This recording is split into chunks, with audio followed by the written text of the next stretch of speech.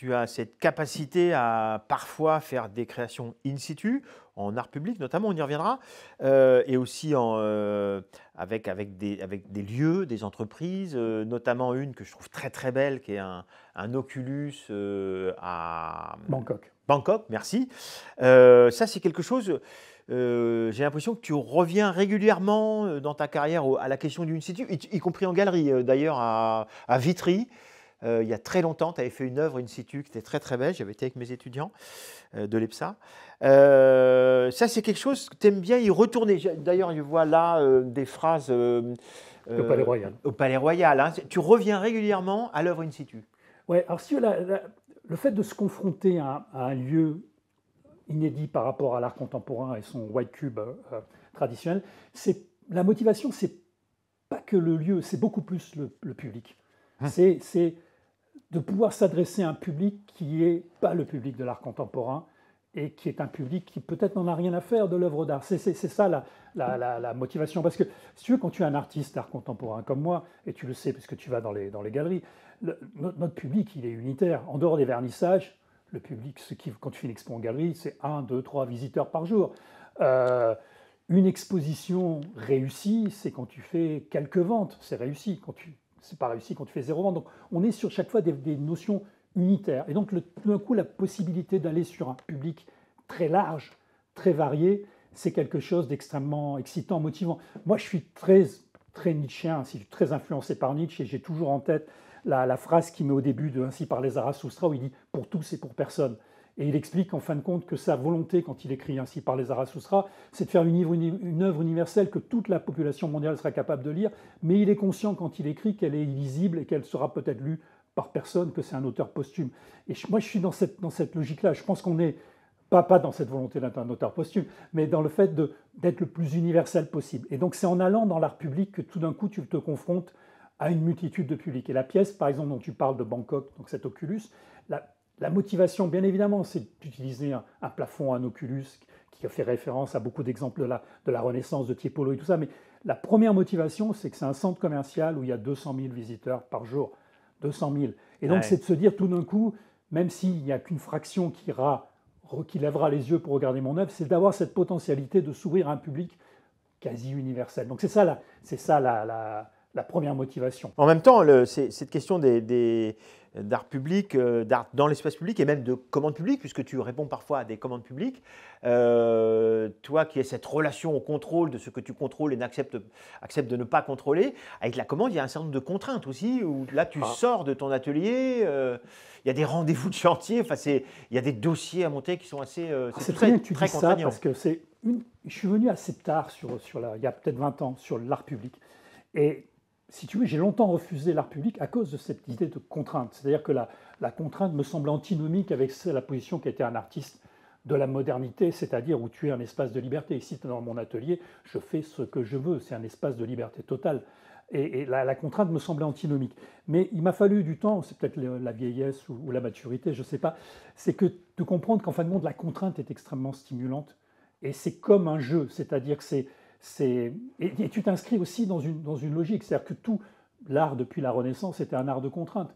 Les artistes avaient des commandes très précises, des religieux sur telle histoire, le manteau de la Vierge devait avoir telle couleur, le Christ devait être représenté de telle manière. Et malgré toutes ces contraintes, ils font des œuvres qui nous touchent encore, et même si on les regarde d'un point de vue totalement non religieux. Et donc ce jeu de contraintes, il m'a fallu du temps pour comprendre ça. En fin de compte, c'est extrêmement stimulant et c'est comme une énigme. Tu vas essayer de la résoudre. Et du coup, ça rejaillit aussi sur le travail d'atelier, sur d'autres pièces, parce que ça t'oblige à avoir un regard de biais décalé, différent, de travailler avec d'autres entreprises, de travailler sur d'autres formes, d'autres volumes. Donc tout ça est extrêmement enrichissant.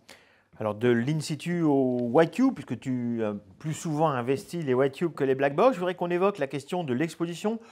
J'ai envie de dire surtout commencer par l'exposition personnelle. D'ailleurs, c'est marrant, j'ai vu ici, tu m'as montré la dernière fois un lieu que tu as fait en Bristol, Balsa. Évidemment que tu peux le faire avec SketchUp en 3D, mais je sais que tu as ce plaisir que de mettre tes œuvres, de regarder la circulation. Qu'est-ce qui pour toi est essentiel quand tu as les œuvres et que tu commences à penser l'exposition. Parce que c'est une chose, c'est deux choses, hein, l'œuvre et l'exposition, l'assemblage. Finalement, ici, tu as, en diptyque, polyptyque, tu mets des œuvres ensemble. Ici, tu fais des œuvres d'assemblage. Une expo, c'est aussi un assemblage.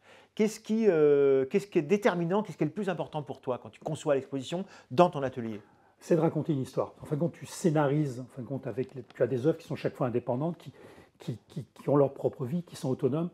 Et quand tu as la chance de faire une exposition personnelle, parce qu'en collectif, c'est totalement différent, mais quand tu es en personnel, tu vas, avec des contraintes du lieu, qui sont quand même très importantes, tu vas pouvoir raconter une histoire, comment les œuvres vont pouvoir dialoguer entre elles et vont pouvoir créer un scénario. Donc, en fin de compte, si tu veux, l'idée, c'est encore le public, c'est d'imaginer le visiteur, comment est-ce qu'il va naviguer, comment est-ce qu'il va bouger, comment est-ce que les œuvres vont se répondre et quels espaces de questionnement elles vont pouvoir ouvrir pour le regardeur.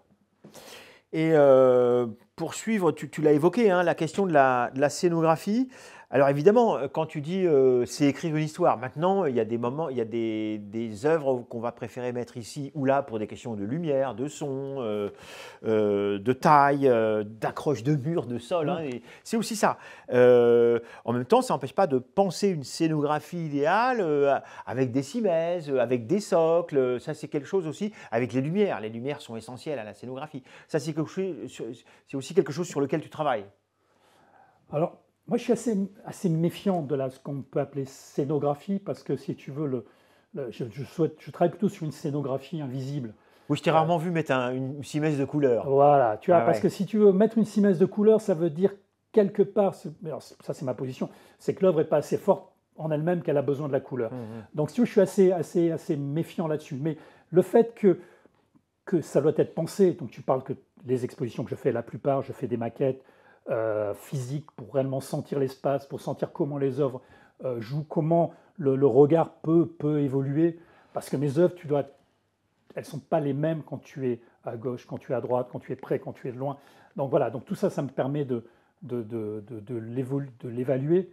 Mais je me méfierai un petit peu de la très grande scénographie. Après, la contrainte est aussi que quand tu travailles dans des galeries commerciales, tu ne peux pas ignorer le fait que les œuvres sont à vendre et tu ne peux pas avoir que des œuvres invendables, même si tu as régulièrement des œuvres invendables, parce que les œuvres invendables permettent de faciliter la commercialisation d'œuvres plus vendables.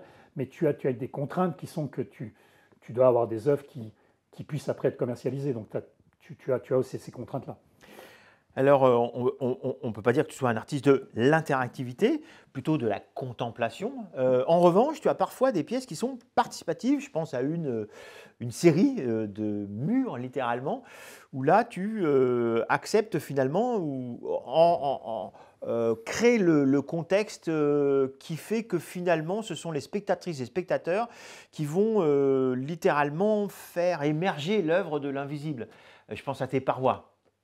Oui, c'est des séries sur lesquelles je travaille depuis une quinzaine d'années, c'est-à-dire que c'est des murs qui sont couverts d'une impression extrêmement mate, un flux d'images qui est composé de dizaines de milliers d'images, généralement correspondant à un mot-clé. Donc là, par exemple, la pièce que je vais montrer à la Gaîté Lyrique en début octobre, c'est sur la fin de l'art, et avec un texte qui est sous-jacent, qui est la fin de l'art n'est pas la fin, qui est un texte d'Ad Reinhardt. Donc tu as ce flux d'images, quand tu le regardes, tu as quelque chose d'assez flou, d'assez pastel, et tu peux te saisir d'une plaque lenticulaire, et quand tu l'appliques physiquement avec un geste fort, donc avec un vrai contact physique, tout d'un coup tu révèles les flux d'images, les images deviennent nettes, les couleurs deviennent fortes. Et c'est comment avoir une visibilité des images qui, sans ce dispositif, serait invisible. Et donc le jeu avec le regardeur, c'est qu'il a une liberté totale, il peut ou ne pas faire la plaque, il peut ne pas utiliser la plaque, il peut l'utiliser de manière différente et avoir que des jeux de moiré. Donc c'est une liberté totale, mais il peut bâtir sa propre narration en circulant et en faisant son propre montage d'images sur la surface. Et donc oui, c'est une interactivité très, très low-tech, mais je pense tu disais que mes œuvres sont de la contemplation, c'est une contemplation active. Oui, active, bien sûr. C'est-à-dire que il faut que tu bouges quand même, il faut que tu aies des mouvements pour pouvoir accéder à un maximum d'informations.